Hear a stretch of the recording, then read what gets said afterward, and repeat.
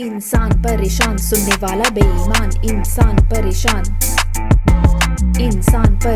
फिर भी चालू है ये काम Hi Abish, welcome back. Hello. All right, let's jump right into our Thank session you. Thank you. today. So today I'd like to guide you in thinking about relationships. So your relationships have come up in our conversations, and so I would like to take this opportunity in diving a little deeper to understand what your relationships have been like, what value they've added for you, how they've added that value for you, and your own relationship with your relationships. Sounds good? Oh, the last one is excellent. Yeah.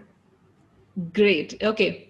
So let's begin with if you could give us a sense of what purpose do you feel relationships in your life have served? Now, when I say relationships, let's just look at it as all encompassing everything, all Yeah. kinds of relationships. Yeah. I mean, for me, the word relationship itself is wider than romantic as people have taken it, because a relationship for me is a partnership. That's like, I think with years, I've only realized that it's partnership, because the the definition of partnership doesn't mean that both people 50% at all times. It means that on an average, if someone's having a low day, you're able to give only 10%. Let the other person take care of you, but with the promise that meet them back, because that it takes 90% of energy, so you need to bring down that 40 that you put in, that you can be taken care of later. So I feel like it's a fluid relationship. It's not a snapshot 50-50. It's an average of it with an up and down. Business relationships, relationship with your parents is the same thing, how they start taking care of you, and then over the time you take care of them. In Indian culture, that is like a great relationship to have, like a beautiful circle, because then you become a parent and you expect that from your kid. Hopefully that happens. Yeah. Partnership is what I would say a Partnership. relationship is. Again, looking at this very broadly, if you were to say, what are the three most important things that come to mind for this partnership?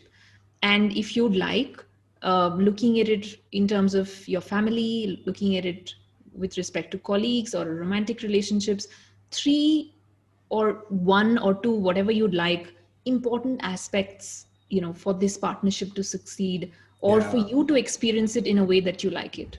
I think one of the biggest things that I would like, I've given credit to my parents and even people who I work with in general, and my friends who keep telling me and I keep telling them back, is the ability, never losing the ability to put up your point. The ability to put your point with the humility to hear the point is what I would say is one major thing in all relationships. It should be there. It's like in Brooklyn Nine-Nine, they say, right, 1,000 push-ups.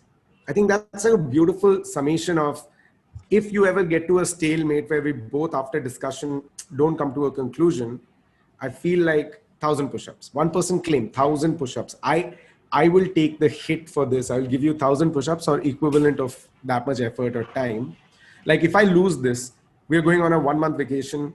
I will figure the money. We will figure the money. We'll do something. Sometimes the people I work with, instead of vacations, I do like 5,000 bucks. Trust me, I'm telling you 5,000. If I lose, I'll give you 5,000 bucks. And it's a simple amount. And it just adds that much weight to your, it's like playing poker, right? Like that much more weight to your Gamifying your confidence. communication in You some might fail. I mean, why is not everything gamified? Yeah. I think the beauty about gaming is that you define the action. As human beings, we are very passive with situations that come at us and then we choose. In gaming, you have to move forward. So I always akin everything to cartoons and games in my life. Long But do you story think short, that I'm always thinking I'm a strategy gamer.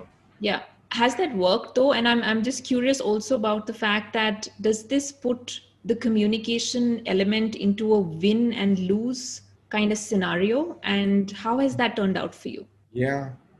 If you look at like the first point was that the ability to put your point and humility to hear the other point. The point number two, I would say, is time. Be ready to give time to conversations. So that will be my point number three, because point number two is the ability to confront, is the ability knowing that it's going to be an uncomfortable conversation, but you claim time and then discuss. Don't ambush conversations. Like even with work, when I know I did a wrong thing, I will get a message from my colleague saying that, hey, free for a call, 5 to 6, want to discuss something with you. I had a problem with this email tone. Can you line up a call? And I'll be like, okay. Because now if they didn't mention it, I will do that again and again and again, not knowing my habit is wrong. So it's that it keeps me in check and I keep them in check. But the ability to confrontly have a conversation. And the third point is realize that nothing gets resolved overnight. Problems happen overnight. Solutions happen over fortnights. So you got to give it time. Yeah. And what you're mentioning is that the element of courage as well in being able to bring it up and not put it under the carpet and have it manifest and come out in a wilder form at some point in the future, exactly. right? The reason people, I think, put things under the carpet, I think is twofold. Number one, they are afraid of how the other person will react, so you keep it in. Or the other thing is that you are afraid how you will react because you are an angry person. But that's still good. You still understand each other. There will be reactions. The objective is to, like, ups and downs will happen. The objective is the up should not be so ecstatic. I mean, fine, like people say that joy should be everlasting too much. I also feel like if it's too ecstatic, somewhere your expectations shift up, right? So my point is that be happy. And then when the low is low, build back up. When the high is high, keep building up. But then when it crashes, just you remember there's a crash. Now you have to build it back up again. Yeah. You'll build it faster, but you can't go from here to immediately transport here. I like the case with my parents also. Coming from a family where they were more dominant, I was afraid of them a little bit, to be able to now talk to them every day like a friend, talk about stuff that I would have never spoken to them when I was a kid. I think that we went from here, for me here, and I'm building it back with them here, conversationally. There might be a problem, I might do something really bad and it'll come down here. I'll have to be apologetic. I'll take my time, but again, I'll strive to build it. That is a relationship. It's a partnership. I can't let go of it. So I have to make it better. So, this sort of incremental improvement or getting closer, more aligned with the other party, whichever relationship this is, you're saying is through that dialogue, in understanding, listening, in speaking your truth in some way. That's true. And everyone says that, but earlier also everyone said that, talk, be very open. I never understood the reason why. I never understood, like, what does that even do? Because I'm not a good debater. Example, if I'm an introvert, then this solution might just seem like, oh my God, that's such a stupid solution. I would never do it. Yeah. But the point of this is that the other person also, like, both parties need to know how to talk before knowing what to talk. Exactly. Yeah. So all relationships start with the how to. Exactly. And I think that's the conflict resolution, whether it's in a boardroom, it's in a house between spouses, and that's such an important skill I feel like we don't have. I think it's human instinct. A number of us are uncomfortable with confrontation, and we just don't have that tool kit to be able to know how to communicate. Exactly what you're saying. And then it comes out either in the form of anger, and it comes out through emotion rather than through actual dialogue and through the prefrontal cortex, as one would say. It's more this than it is this. I think just one thing to add is that I don't have any successful track record to talk, but just to tell everyone that this is what I think. So this is just an opinion of it. Right. And we all learn. I think it's a learning work in progress for all of us, because we're dealing with, whether it's colleagues, whether it's spouses, partners, whatever form of relationship, friendships, you are meeting new people, and even the people you've known are evolving alongside you. So there is just constant work that's required. You haven't figured out one person entirely. Next year they might change, and then you've got to do that work again. So I think, like you said, I think it's the building of the muscle of understanding and knowing the process rather than an outcome and, knowing what to do. Yeah, exactly. Abhish, how has, and you spoke about this incremental gain or improvement that you've seen. How did that kind of happen? What were your learnings? How were you able to keep moving ahead? If you could give a sense of that journey. I think I would say that if all the learnings that I have now with all the mistakes that I've done, if I went back in my past and if I could do it again, I think I would do it very differently. Yeah. but I feel like I would have been a very different person by now, because with time and life, it's like riding a car without a repair center in the apocalypse. Yeah. One dent is there forever. You're not going to go fix it. You'll require therapy to fix that one dent. And you only go to therapy when the engine gets into trouble. And you fix the engine, you keep driving. But your car is like totally banged up, rusted, paint is coming off. I feel like if I did that then, I would be a armored vehicle when I needed to be a tricycle. And that would make people dislike me. And then I would turn up more vindictive. So I've played this scenario in my head. So if I go back in the past, I think I'll have to live it the exactly same way they come here, because only from now what I do matters. Past doesn't, even if I can go back in the past, right? Right. So Yeah. the like, to answer your question, is I think the learning that I would inculcate, if I could inculcate earlier, would be speak what you're actually, be honest early than being honest later. Because being honest itself is extremely tough. Yeah. But when you go deeper into it, there's still time. We keep as human beings forget that time is a constant dimension. We are going this way, like 3 spaces, but time is a major dimension of it. If I would, the ability to really stand up, so to speak, and speak it out.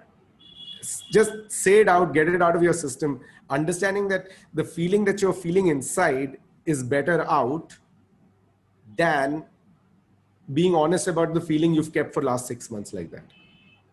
So just be like, I just want to check in. I felt a little weird because of this. I felt it. I don't know what it means. I just want to talk about it. It's weird.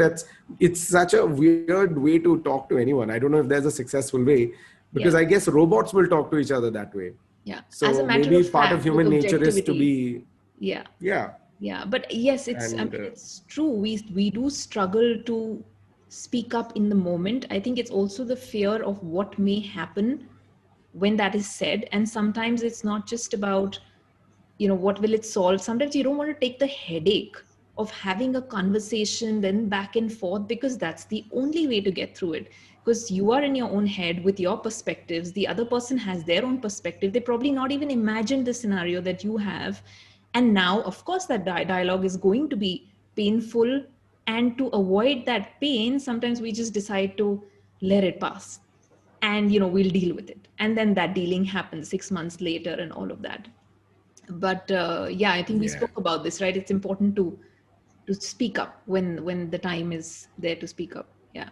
What else? Has there been anything? Yeah. Learning wise, I guess, I think I would say relationship in this case, like the earlier example I gave you, was a relationship ability to talk to the other person was I was talking specifically about romantic relationships, because parental and cousins and brothers and friends, you have the leeway, you say it. My earlier learning was specifically for romantic relationships. Because with the others, it won't be that much of a problem.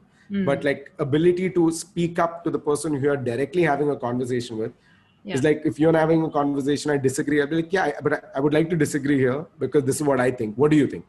Because again, I want the ability to put my voice and the humility to hear what you have to say, and then sleep over it. Let your subconscious think over it, because your conscious mind is winning a debate. So your reasoning shifts. Another thing I would say is, again, relationship, but romantic relationship involved, is that I don't have a good track record to know what works. I would say how I would want it to work here onwards. Personally, the humility to not wanting to win every debate, because you're right. The other person also knows they're right. Yeah. The truth could be in the middle. They could have it. I could have it. Anyone could have it. But we're so in it right now I have to defend this. But the modesty to be like, let's take a break. We'll revisit tomorrow. Or, okay, I'm sorry. The word sorry has been given so much importance. Sorry in this current day and age is not an apology. A sorry is a comma right now. And I think people have different ways of looking at it. I personally feel like, okay, sorry. But why am I sorry? It's a soft focus sorry. I'm sorry because you're feeling this way. I'm not sorry because of what I said wrong, but I'm sorry because the tone is not set right. I will apologize when I realize I'm wrong. But this is my first peace offering saying that I'm on your side. This is so that we both can figure a better way. Yeah. An apology will come later. But if you expedite the apology when you're just doing a sorry, then you're apologizing for the way you spoke, not what you spoke. Correct. That's why you need to figure the way to talk first and then what to talk. But when you don't do the way, this problem will happen later, which is still fine. It's just say sorry and understand that when the sorry is coming, it's just like, okay, he's not my enemy. It's like saying, I'm on your side. I hope you understand. That's what sorry means, example. Absolutely. I think I don't know if that works, but that's what I think. Yeah, no, I think that's beautifully put. Like you said, it's not about you and me. It's almost like looking at it in a very objective manner. Unfortunately, because it's emotion driven, we are so close to the problem and so close to our opinion that it's hard to let go of it and look at it objectively. However, if this were any other kind of a problem, and if we looked at that third party problem independently, you're able to shed a light that is just objective from both parties and then kind of make sense of it and then solve for that problem. But now we get into solving for this is I'm winning or you are winning. It's either or versus solving something that's completely different. That could be a third entity. But that vision come in. And like you said, I think what's also important is the pauses that we're not able to take. Again, it's the amygdala and that overreactivity that happens because of the emotions. If we're somehow able to pause, create that pause and tap into the wisdom, knowledge, all of that. I can see you have something to add to that. No, because I think you cracked it. I think what you said just cracked it as a format of having not an argument, but a debate.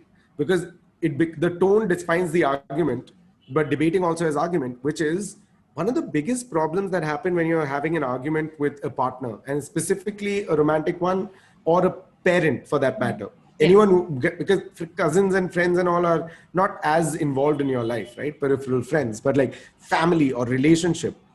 What happens is one person is never able to put their entire argument out because the other person keeps cutting in the middle.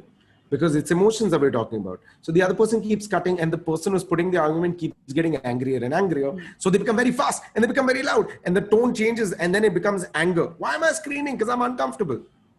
But if we can do this in a way where I'm like, give me 30 seconds, let me put my argument, listen to what I have to say. Then you take 30, then I'll raise my hand when I have to, like literally in a politest way, like right now you said you have to say something. Yeah, and the reason why the other person is not able to do that is because perhaps in the past you have given them reason to believe that if they do, you're not going to follow through with it. So they're just like, what's the point even? Because it's going to be the same thing. Last time I waited, or last 3 times I waited, but is the same shit happened. So I've been in a marriage for 8 years and I've had 2 kids, right? So of course I'm speaking from practical knowledge. I've had to work through some of this, and of course with my experience and my study of these things kind of brought these 2 things together. But what you're describing is something that I and my husband, we actually did at some point. We're like, we need a process. I had a Word document wherein it was, okay, if it reaches this level, we're going to do this. And we're going to agree to do this because in that moment, there's no referee that's going to show up.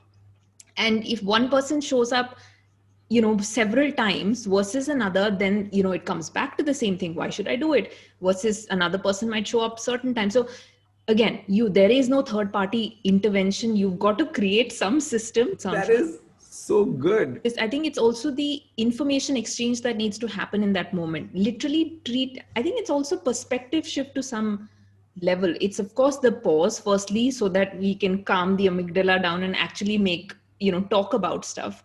But even when you're talking about it, it's not about let me put my point and let me put, you put your point. It's about let's gather information towards solving the problem. So defining the problem, what the problem is, what are you working towards? What is the outcome you both envision? You're making a note. I got it right. This is gold. Wait, hold on. Problem solving. Dictate the problem, State the problem. State the problem. Sorry, go on. I'm just, sorry. state the problem, and I would also say working to defining a common goal or an outcome. And if you're not able to define a common one, then making sense of the fact that both people or both parties have completely different goals. And then now where do we go from here? Is that something that one person is willing to accept or the other? And, it's not a point system to say you get 5 of these and I get 5 of that, but just kind of coming to some sort of a consensus or coming up with something that is common for both of you and then working towards that. But we don't have any goal. We don't have clarity on what the problem is. We're just like, this is my opinion, and you're not getting it and you're not getting it. So there's no problem solving. It's an ego clash of who wins and who's right. Yeah. It's just, what's funny about this conversation to me is you and I hard agree on this, but people watching right now, they're like, no, that's not how it works. It has to happen. And I think it's not the personality difference. We both want to approach the same thing. The directions are different. And then the fight will become about which direction to choose. So this also introduces another layer of argument that they need to defeat before they get into this. Then they get into this. Then you count your number of defeats at the end and like, oh, I'm losing also. I feel like this process also works for people like you and me and a couple of other people. But I think overall, what we have touched upon, what you've said, whether it's your idea or their dil ki baat karte hain, iski baat karte hain. Whatever you want to do, just baat karo. Just talk when it happens instead of it happening later. Right. Instead of being apologetic later, because time is it's like wine. But I don't claim, I would not take claim for the fact that if words have been spoken, it could be useful. I don't stand by it because a lot of people will say a lot of things and emotionally blackmail, and then it's very toxic as well. So a person, and then there are different personalities. If there's a person who doesn't speak as much, they are just listening to a lot of toxicity while one person is just going on and guilt tripping them into something. So that's not healthy either. So I think there needs to be some level of responsibility about how things are spoken. And it is difficult, but then creating a meaningful, spectrum of things in our life, whether it's relationships or anything, is difficult. Next thing that's coming up is, and this is a short one, from a scale of 1 to 10, how happy or satisfied do you feel with the overall umbrella of relationships in your life? On a scale of 1 to 10 with my relationship with my parents, went from 3 to 8 and 9 right now. Again, same graph, because I can't think without time in perspective. I can't give a number. But at current point, if I say 10, you might think that it was the same earlier. It wasn't. It took time. So let's say 3 to 8. My relationship with my brother, because, he was the one, I idolized him when I was younger. It went from, let's say 9 to down to 5. And now I'm building it back to like a 7. The reason is I idolized him, became a person living alone, figured my likes, dislikes, figured conflicts, and figured lots of commonalities. And just like, I realize I'm closer to my brother than I'm to a lot of people. Yeah. Where when it comes to, I want to take care of him. Nothing should happen to him. Same way he looks at me, nothing should happen to him. So we are partners now, we're becoming partners through conversation. So I would say I see that going up to an 8 as well. It's at a 7. It's like a 6 at a 7, but went down from like a 4, 5. It's where it's at. Yeah. Relationships, if I take an average of it, giving you the worst and the best of it, happiness wise, I have been happy in all relationships. I have been happy in all relationships because I don't know if that happiness was defined not just by the person's effort, because I've been in relationships where people didn't want to put effort because like I'm a pit stop. I'm not the destination for a lot of people. And then I was like, okay. So the people who were in relationships with me where it was mutual, because otherwise I would like someone for a long time and they won't, but I'll still then become friends with them. So my adulthood or my teen was very confused between liking friends or just not liking them or just liking someone. It was a lot of guilt driven. Yeah. So my relationship started guilt driven because in our community, dating someone is haw, right? Mm-hmm. Like, Malu Catholics are generally, our older parents are anyway. Even though my parents were cool with it, but it still was a lot of haw. in general, for me also, maybe it was just me particularly.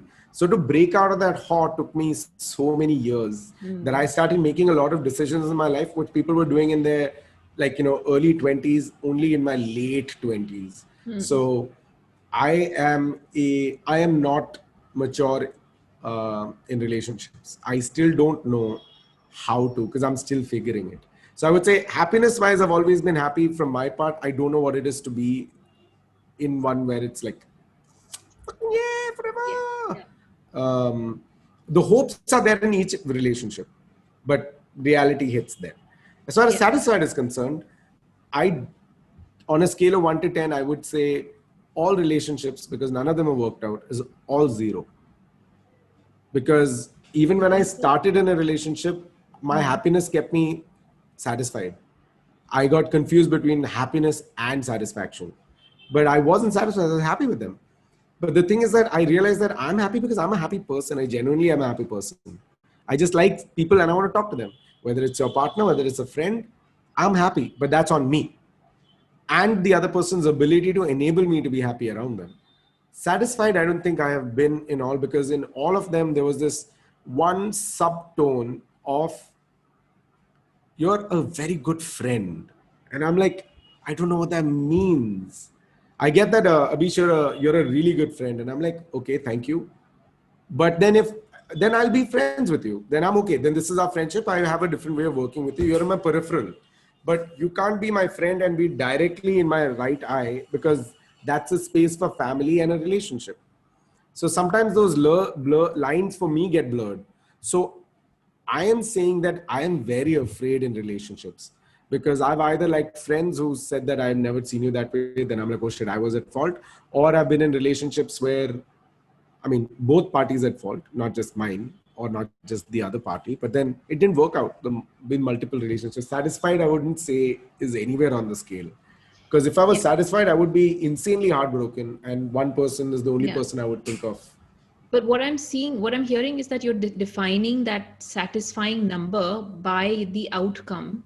And just to throw out another perspective, say satisfaction could come from the fact that, oh my God, how much did I learn from this relationship? And now I am on the way to becoming a better person. And because of that, I am actually quite okay. Dude, if I have to go by that definition, I can tell you all the people I've been in relationships, I think I've leached off their talents and the good things about them. A lot of my personalities are based on the things that I've learned from them. So if learning is what it is, if I put that, I would say that learning is always 8. My music skills. Yeah. I think satisfaction. Yeah. Satisfaction is it's a feeling, right? So the way you are defining it, I'm hearing it more as the success. I think you were evaluating the relationships and hence 0, while satisfaction could come from anything. It's a feeling. Just sitting here, the feeling that you get, what number would you pick from 1 to 10? Cumulative will be a disarming number, but like with parents, I would say I'm very satisfied. I'm at like a 8 out of 10. I'm like, that's extreme satisfaction. 9 and 10 I reserve. Like in 9 and 10, like I can get to, like I'm getting to a 9 once I release a book with them. I'm working on a book with them. I'll suddenly go to 8. With my friends who are like church friends who I am in touch with, again, like a nice 6 and 7, because we talk once in a week. My parents are my dailies, my friends are my weeklies, and peripheral friends are my monthlies, once in a month or a couple of times a month, couple of times a week, and couple of times a day. Parents are my dailies. So 8. Lots of friends in my weeklies who I speak to, like a 6 and 7. It's super fun. Okay. Peripherals is even better, because peripherals sometimes send messages when I put them in episodes. So I'm very satisfied. I feel very good. Because otherwise there's no personal conversation you can have with your monthlies technically. You do a catch up with your friends. Like once a month, you're like, kya hua hai? Like I do with Sania a lot of times. I'm like, hey, what's going on? Great. Let's continue talking. We'll do a full 1 hour catch up and we'll meet a couple of months after. Yeah. As far as relationships are concerned, and relationships, not just someone you're dating, but someone you might be interested in, or someone who might be interested in you, or someone you're talking to daily. Just check in your WhatsApp. Who all are you texting daily? If you see anyone who's a friend and you text them daily, then they're either a really tight friend of the opposite gender, which I have with so many people.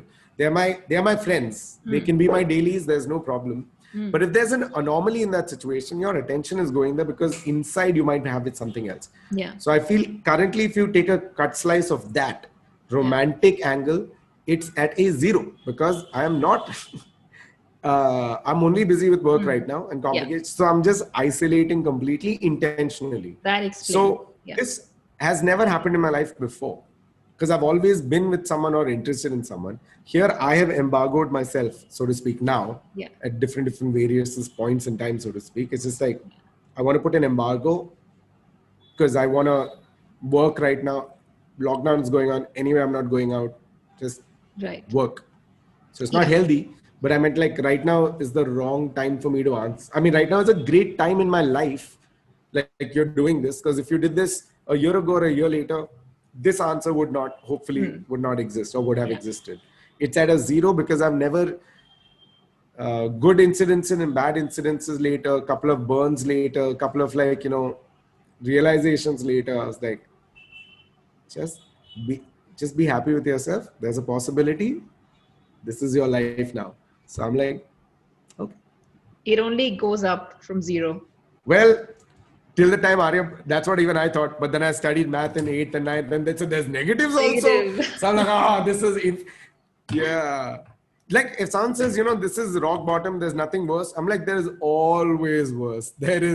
I'm very optimistic, but I am very sure about like the whole keeps going. We'll see, let that unfold and let you take control of that.